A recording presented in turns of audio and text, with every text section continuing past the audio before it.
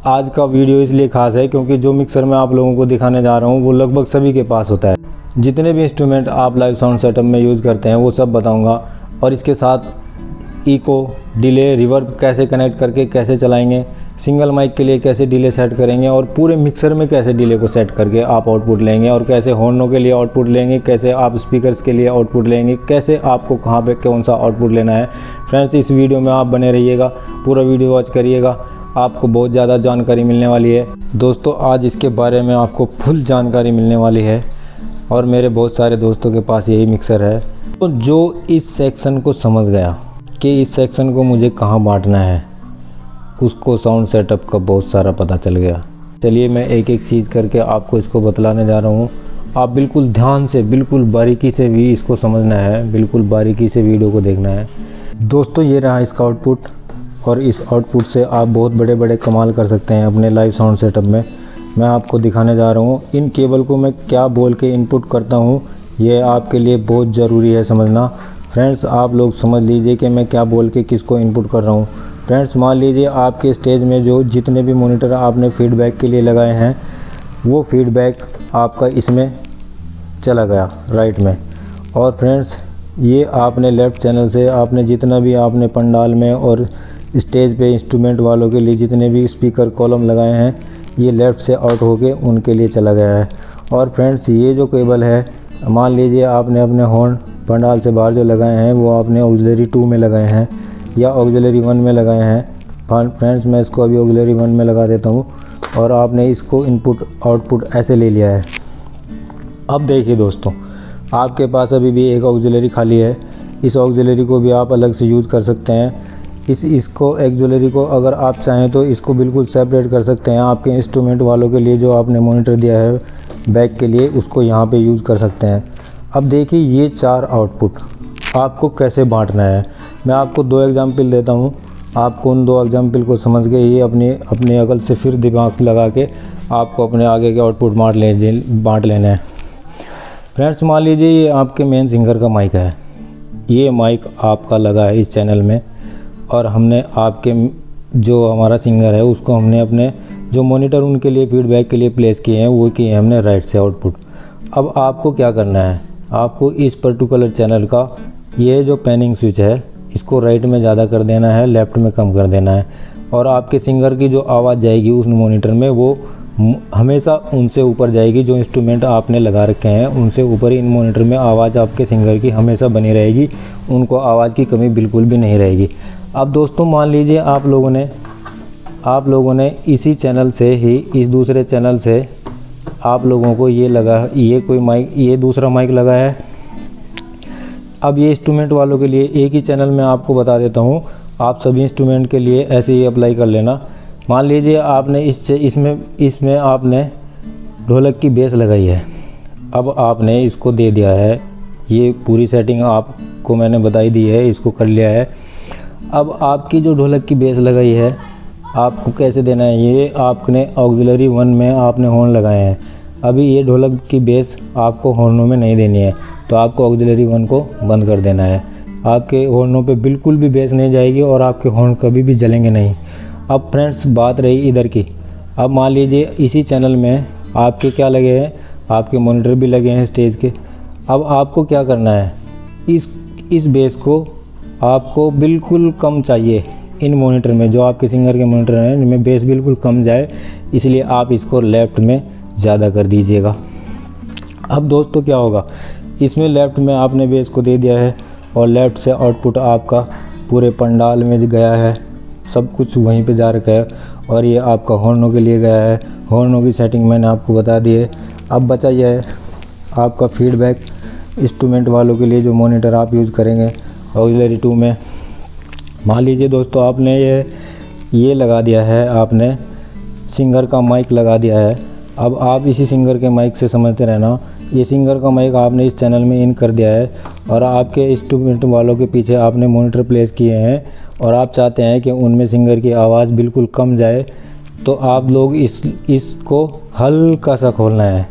आपकी ऑक्सिलरी 2 में सिंगर की आवाज़ बिल्कुल कम जाएगी और आपका इंस्ट्रूमेंट की आवाज़ फुल जाएगी। मान लीजिए अब आपने इंस्ट्रूमेंट इसमें इन किया है, कोई भी इंस्ट्रूमेंट आपने इसमें इन किया है इस चैनल में, और आपका ऑक्सिलरी 2 में आपके इंस्ट्रूमेंट वालों के लिए फीडबैक लगाया है, मॉनिटर लगाया है, तो आप इसको ऑक्सिलरी को जितना उन्हें चाहिए आप बढ़ा सकते हैं किसी भी।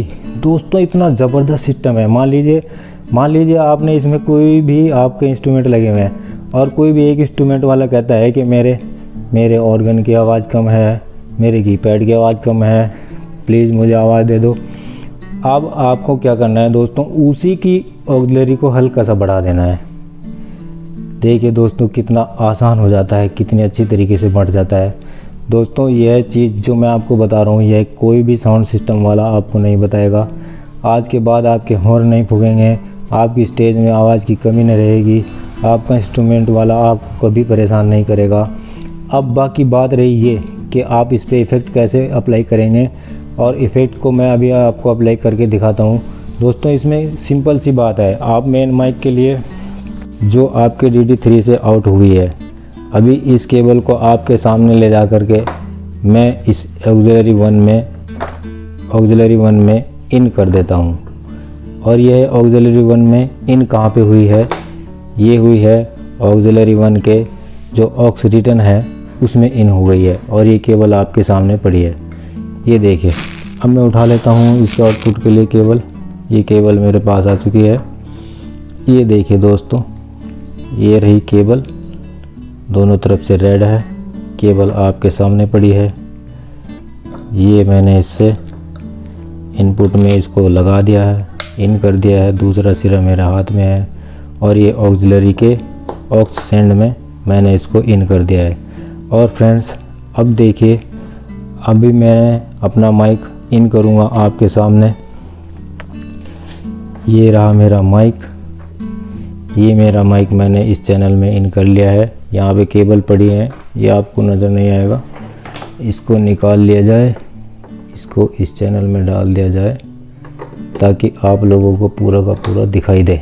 दोस्तों माइक इसमें इन हो चुका है, बिल्कुल ड्राई आवाज़ है। गेन यहाँ पे है, हाई यहाँ पे है, मिड यहाँ पे है। हल्का सा आपको मिड महसूस हुआ होगा, देखिए आवाज़ में मिड बदल रहे हैं।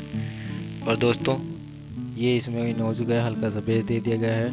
ऑक्सिलरी 2 बिल्कुल बंद है, पैनिंग यहाँ पे है, मास्टर फीडर यहाँ पे है। अभी देखिए जैसे ही इस ऑक्सिलरी को मैं उठाऊंगा आपको इफ़ेक्ट शुरू हो जाएगा। देखिए चेक, ये इफ़ेक्ट आ चुका है। ये DD3 आपके सामने लगा है, लीड कोई नहीं छुई गई है, आप लोगों के सामने बिल्कुल लाइव है। ये देखिए इफ़ेक्ट अभी आने लगे हैं। दोस्तों कितने माइक में आपको DD3 की इफ़ेक्ट चाहिए ये आप यहीं पे सेलेक्ट कर सकते हो। देखिए अभी मैं आपको इसको नेक्स्ट चैनल में दिखाता हूँ। ये वही सेटिंग पिछले चैनल वाली मैंने अभी कर ली है, फटाफट देख लीजिए। ये मास्टर फीडर आगे आ चुका है, चैनल हो चुका है ऑन। और दोस्तों ये माइक निकाल दिया जा रहा हूँ, ये हो चुका है माइक इन, आवाज़ है बिल्कुल ड्राई। जब तक ऑक्सिलरी को खोला नहीं जाएगा आपको इफेक्ट महसूस नहीं होगा। दोस्तों मिक्सर को, पूरे मिक्सर को DD3 में डिले में कैसे बदलना है ये ट्रिक आपको आज बिल्कुल ही 100% पता चल गई होगी। फ्रेंड्स सबसे पहले आप लोगों को अपनी जो पिन जो आप ये जो पिन यूज़ करते हैं ये पिन आपके बिल्कुल करेक्ट होने चाहिए। आपको पता होना चाहिए कि हम कौन सी पिन किसके लिए यूज़ करेंगे। फ्रेंड्स आपको केबल का बिल्कुल सही से ज्ञान होना चाहिए। यहाँ पे ढोलक की चांटी अपनी इन कर दी है। सबसे पहले उसकी सेटिंग आप देख लीजिए। ये रहा गेन को आप लगभग 50% से पीछे रखिएगा, 40% के आसपास। और ये HF फ्रीक्वेंसी है, हाई फ्रीक्वेंसी को आप यहाँ पे कर दीजिएगा, मिड फ्रीक्वेंसी को यहाँ पे कीजिएगा। बेस इसका बिल्कुल ख़त्म नहीं करना है दोस्तों आपको, नहीं तो आपकी एक चांटी से वो बिल्कुल मिठास बिल्कुल समाप्त हो जाएगी। हल्का सा बेस आपको इसको दे के रखना है। ये ऑक्सिलरी का इसमें कोई काम नहीं है। और फ्रेंड्स ये रहा इसका पैनिंग स्विच, ये लेफ़्ट और राइट है, ये आपको अपनी तरफ से चुन लेना है। आपको कौन से स्पीकर में अपनी चांटी देनी है, हॉर्न में देनी है, किधर आपको लगा रखा है, कैसे नहीं लगा रखा है। दोस्तों मिक्सर में बताने के लिए बहुत सारी चीज़ें हैं, हर बटन को कई तरह से यूज़ किया जाता है, मगर दोस्तों आज मैं थोड़ा सा ऐसा बताने वाला हूँ जिससे आपको बहुत सारी आसानी होने वाली है। और दोस्तों फाइनली ये रहा इसका ऑन ऑफ स्विच और ये रहा इसका मास्टर फीडर। इस फीडर को 0 कर लीजिएगा और आपके जो आउटपुट के फीडर हैं ये भी आप दोनों 0 dB पे सेट कर लीजिएगा। हल्का सा गेन आप बढ़ाएंगे तो आपको सीटी की समस्या हो सकती है, इसलिए हल्का सा ट्रेबल ही देना है, गेन नहीं देना है। जब भी वो आवाज़ मांगे, कोई भी ढोलक वाला आपसे कहता है कि मेरी चांटी की आवाज़ हल्की से और कर दीजिए, फ्रेंड्स आप गेन मत उठाइएगा। ढोलक की चांटी में गेन ज़्यादा यूज़ नहीं करिएगा। जब आप XLR केबल यूज़ करेंगे तो ढोलक की चांटी में गेन बहुत कम यूज़ करिएगा।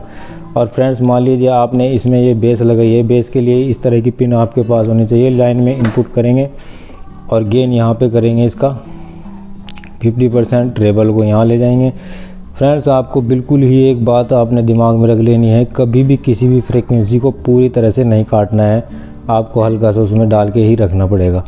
और इसका मिड भी जला सा खोल देंगे और बेस को यहाँ पे ले जाएंगे।